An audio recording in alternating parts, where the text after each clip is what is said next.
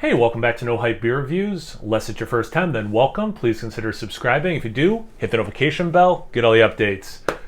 I am so excited for today's video. And people, if you know why I'm so excited. But anyway, the beer's courtesy of Felipe. Thank you so much. I really appreciate it. Like 20 different handles. That's what I'm going with. So I missed out on this last year. I missed out on it this year. I love Nugget Nectar. It's a beer I get every year. But they have this double one, and it's eluded me. And I haven't even seen it on draft or anything. So like, I'm super excited that he sent me a can. So thank you so much again. I really appreciate it.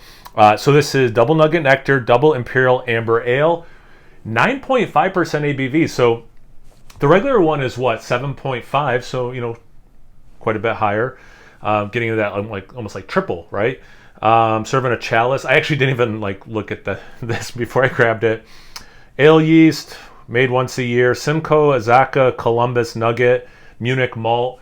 I didn't even look to compare the hops if they're the same. Are those the same four hops? Are they different? Anyway, I don't know. I should have looked. Let's take Nugget and double it. Well, it wasn't quite that easy, but it sure was a fun balancing act.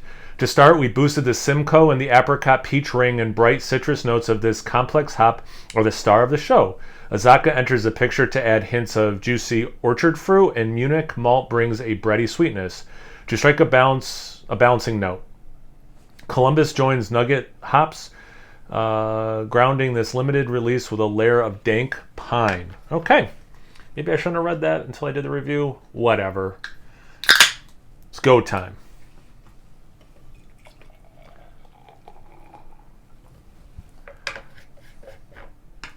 Like, perfect can art, after what the regular looks like. Dirty glass in the one spot. Yeah, I mean, it's a very deep amber red color, or like orange color, not red. Amber, yeah, like coppery for sure. Just over a finger ahead, it's a khaki kind of color. Pretty compact bubbles. Looks beautiful. Let's get into the aroma. There's, a nice pine, floral, little citrus, mostly orange, little bit of mango, not particularly ripe.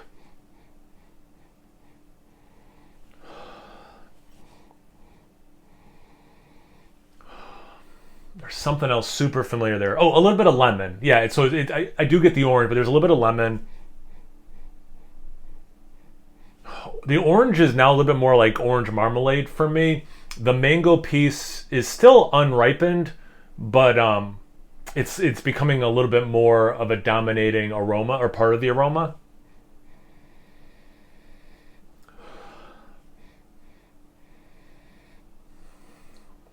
There's the faintest hint of opening a bag of Twizzlers. It's super faint. Yeah, that smells fantastic. Let's get into the glass. Cheers. Thanks again, Felipe. Hope you're doing well.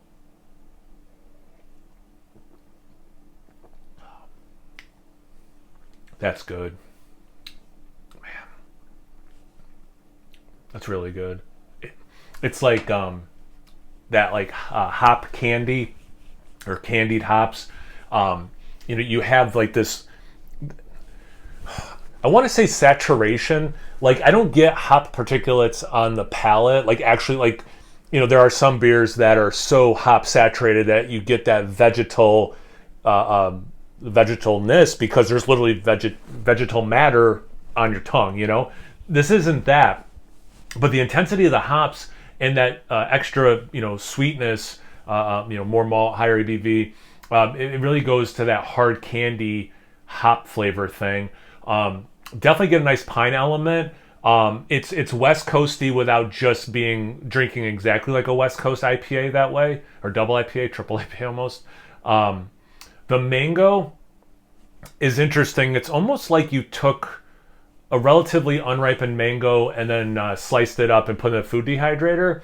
So like, it's upping the intensity, but at no point is it juicy mango. It's just more intense mango flavor than just a regular unripened mango. Good level of bitterness, for sure. This is, I gotta take another sip, but this is really good. And again, like, I had built this up in my head for sure. And I'm glad that I like it, because this would have been a major disappointment if I did not like this beer.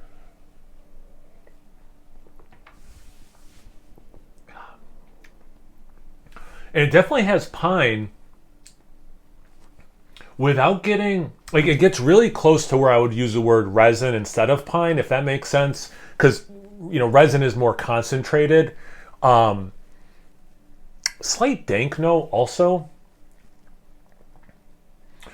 It was funny. I mentioned the Twizzler thing in the aroma. There is, besides the like hop hard candies, there's a little bit of a confectionery thing too. I'm not quite. It's like, it's not chocolate or anything. It's more like gummy or like a lollipop or something. It's more of that. I mean, it's obviously not chocolate. What were their notes again? Let's see. Apricot. Okay, I can see it. Peach ring. It's not exactly peach ring to me, but I bet that's their explanation for that thing I was just trying to get at. Bright citrus. Orchard fruit. And then bready sweetness. The malt is obviously there, but I don't get a lot of breadiness. And dank pine. Yeah, I mean, there is a dank component interwoven with that pine. And again, to me, it doesn't quite get resin. Man, this is good.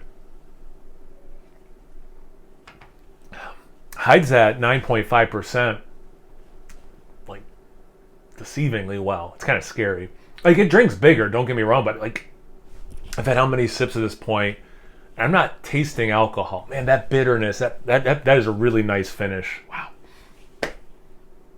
Felipe, thank you again so much. I really appreciate it. It's awesome. This is so good. I'm so glad I like this because it would have been such a disappointment. If you guys had this one before, have you had the regular Nugget Nectar? Have you done a side-by-side? Anything, everything, comment section below. Let's get a conversation going. Once you're done doing that, make sure you check me out on Instagram and Untapped. It's No Hype beer reviews of both those places. So please like, comment, subscribe, and most importantly, imbibe. Cheers, everyone.